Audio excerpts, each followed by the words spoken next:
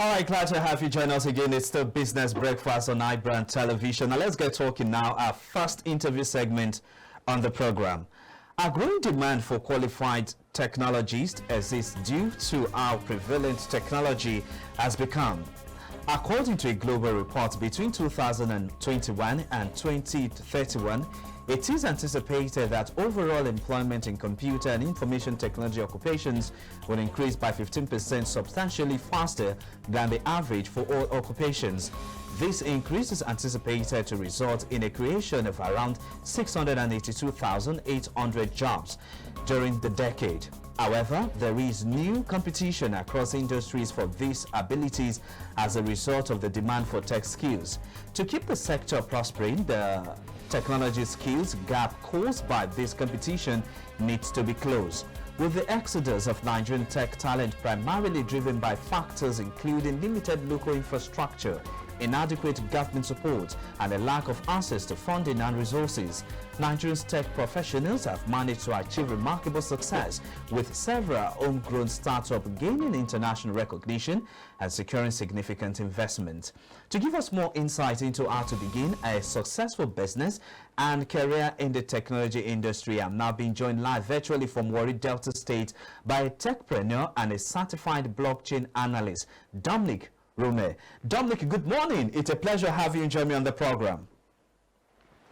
To you, my very good friend. How are you doing this morning? Very well, very well. Thank you for being a part of the show. Dominic, there's so much to talk about, but let's just see how time will permit us to go straight into this particular topic. The ICT sector is actually gaining momentum at the moment. We see a lot of people now shifting focus and transitioning from one particular sector into the ITC space. It seems that there is a huge potential. There is a huge career opportunity for young Nigerians in the ICT space. But then again, there is a dearth of skills, or better still, there's a skill gap in that particular sector. The question for you now is, what can be done to bridge that gap? Thank you very much for this question. 2 weeks ago, I was speaking with a professor friend of mine. Yes, I followed up with you on that particular training, but go ahead. Yes, and on that particular conversation I was having with my professor friend of mine, they are instituting a new university in New York, NIU University, which is forced to be able to bridge some of these skill set gap that we just spoke about now. Yeah. Now, we were talking about how technology has actually changed their own part, especially when it comes to research. How do I mean?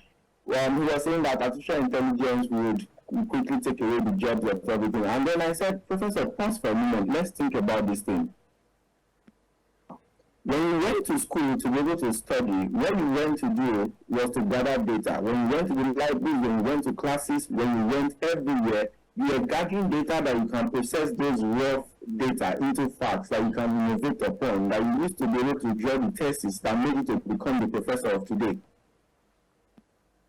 It means that if we are able to actually give artificial intelligence to a growing population of Nigeria, where over 70% of the people are youths, it then means that artificial intelligence helps you to be able to gather data across billions of nodes across the surface of the earth, and is able to now see that when this data is gathered it is processed into something that is easy for you to be able to innovate upon and quickly turn into facts and be able to produce something new that is innovative.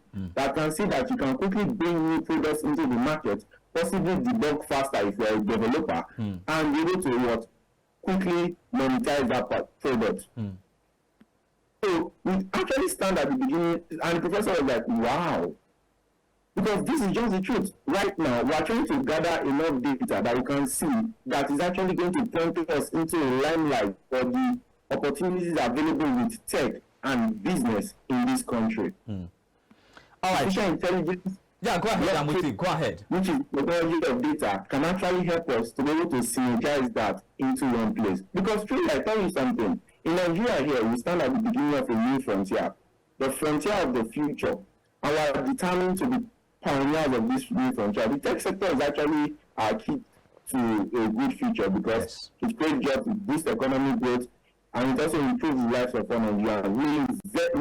We invest in education and training to develop these skills of our workforce to meet this demand of tech workers globally.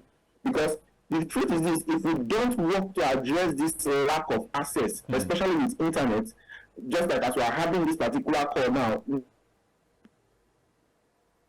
Wow, the internet is definitely playing a fast on us. We're talking about the internet. This is part of the issues that we have when it comes to connection.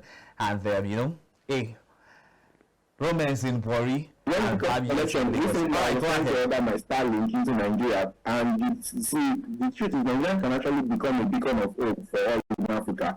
When it showed the world that a developing country like Nigeria can order for first-hand device like Starlink from other countries to be able to bridge this connecting gap, especially with tech innovation. First of all, I want to tell you something. Yeah, go ahead. Tech and business sector can create jobs and boost economic growth. Okay. A report that came from Pricewaterhouse Corporation found that Nigerian tech and business sector can actually contribute about 880 billion to the Nigerian economy by 2030. Number two, the tech and business sector can help us to improve the lives of Nigerians. How do I mean? Tech business-driven solutions, right? Yes. Such as if we are able to have platforms that can help farmers get better prices for their crops, they can help small business to be able to access affordable credits.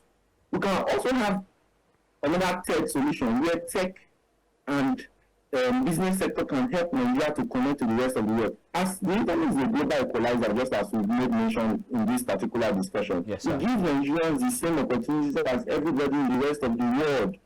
For example, my younger brother right now can have access to all of the information that I know as a certified blockchain architect and a certified metaverse expert, as a three-time author. If he wants to be able to understand and learn what I have learned, all he needs to do is be able to go to the internet. All right. Okay. Now, I want us to take this conversation to another level now. Based on what you say, it shows that Nigeria actually has the potential to definitely compete with the global space. But the question here is, currently at the moment, we have internet penetration at a very abysmally low rate, and then we are not really doing enough in that regard, especially only for states that have some sense of high development or high speed of development or infrastructure development.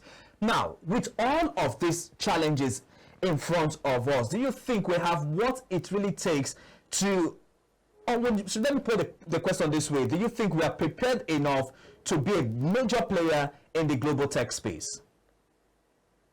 Currently, as a developing country, I think we are much more prepared, more than any country in Africa as a continent, as a giant of Africa.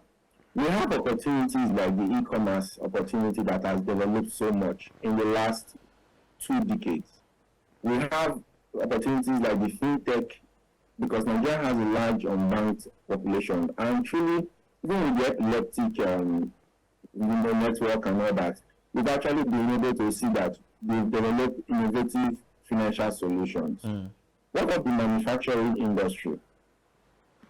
Nigeria has actually had innovations in terms of using technology. We have innocent motors. We have a couple of other people as well. We have in the agricultural sector, Nigerians have actually been able to use technology to improve agricultural productivity and efficiency. Take for example, in the IT sector, in the marketing sector, in the accounting sector, Nigeria has used technology to improve the services there. How do I mean? You see digital marketers now, they use artificial intelligence to be able to create better ads copy.